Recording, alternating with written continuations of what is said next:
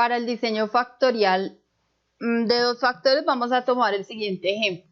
Un ingeniero está diseñando una batería que se usará en un dispositivo que se someterá a variaciones de temperaturas extremas.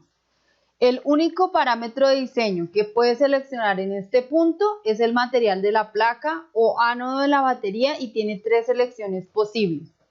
Cuando el dispositivo esté fabricado y se envía al campo, el ingeniero no tendrá control sobre las temperaturas extremas en las que operará el dispositivo, pero sabe por experiencia que la temperatura probablemente afectará la vida media de la batería.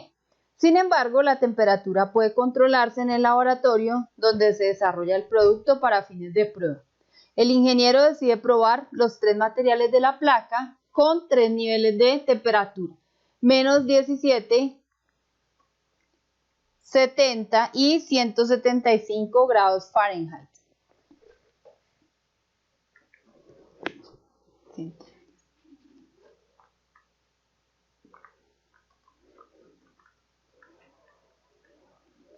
Ya que estos niveles de temperatura son consistentes con el medio ambiente donde usará finalmente el producto. Se prueban 4 baterías con cada combinación de la placa y la temperatura y las 36 pruebas corren de manera aleatoria. Perdón, son 125 grados Fahrenheit.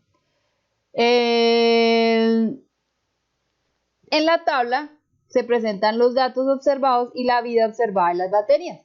Vamos a responder qué efectos tiene el material y la temperatura sobre la vida de las baterías. El anterior es un ejemplo específico del caso general de un diseño de dos factores. Para pasar al caso general, sea Y sub I, J, K, la respuesta observada cuando el factor A tiene el nivel iésimo y el factor B el J-ésimo y la réplica el K-ésimo. En general, el experimento factorial de dos factores aparecerá como se muestra en la tabla 5.2 del texto de Montgomery. El orden en el que se hacen las A, B, N observaciones se selecciona al azar, por lo que este es un diseño completamente aleatorizado. Entonces vemos aquí las filas, las columnas y cada observación con cada uno de los niveles y sus réplicas.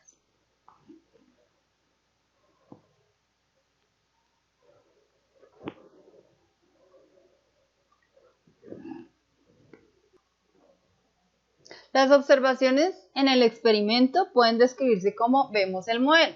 Y sub I J K igual a mu más tau sub I más beta sub J más el efecto, la interacción entre tau beta y J más el error aleatorio, donde I tiene A niveles, J B niveles y K N niveles.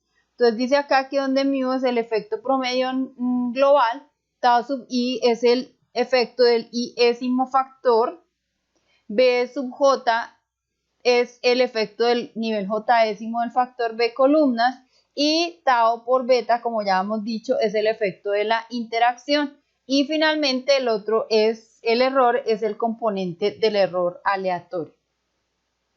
Otro posible modelo factorial es el modelo de las medias, donde tenemos que cualquier observación Y sub I J K es igual a mu sub I J más el error, donde la media de la celda IJ-ésima es mu sub IJ, va a ser igual a mu general más un error filas, un error columnas y la interacción entre los dos.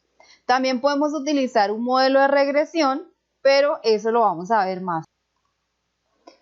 Y la tabla del análisis de varianza para el diseño factorial de dos factores, modelo con efectos físicos, vamos a tener la siguiente tabla de varianza: fuente de variación, suma de cuadrados, grados de libertad, cuadrado medio y la F de prueba. Entonces vamos a tener una fuente de variación en los tratamientos A, en los B, en la interacción entre A y B, el error y el total.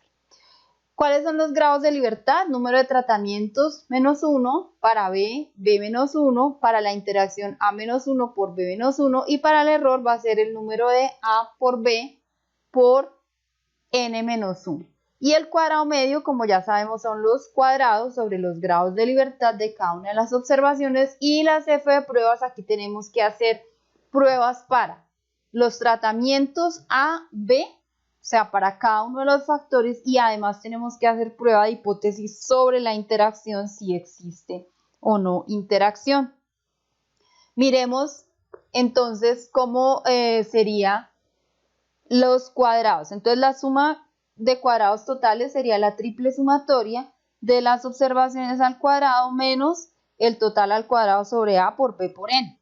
La suma de los efectos principales serían la suma de cuadrados de A, la suma de cuadrados de B. La suma de A sería 1 sobre los niveles B por N, parecido al diseño por bloques, por la sumatoria de los Y sub I punto punto al cuadrado, lo que esté en los tratamientos A, menos el mismo factor del total. Para B, sería, lo único que cambiaría sería 1 sobre A por N, por la sumatoria de las observaciones que correspondan al tratamiento B. Y finalmente, este término es nuevo para nosotros, sería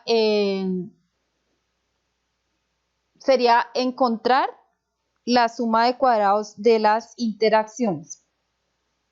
Entonces, tenemos acá que es conveniente obtener la suma de cuadrados de las interacciones en dos pasos.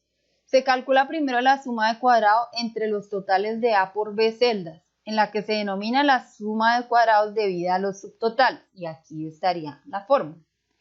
Y esa suma de cuadrados también contiene a la suma de cuadrados de A y B. Por lo tanto, el segundo paso consiste en calcular la suma de las interacciones como los subtotales menos la suma de cuadrados de A menos la suma de cuadrados de B, y obteniendo las interacciones. Ahora ya tenemos la suma de cuadrados del error por la sustracción de todos los términos anteriores.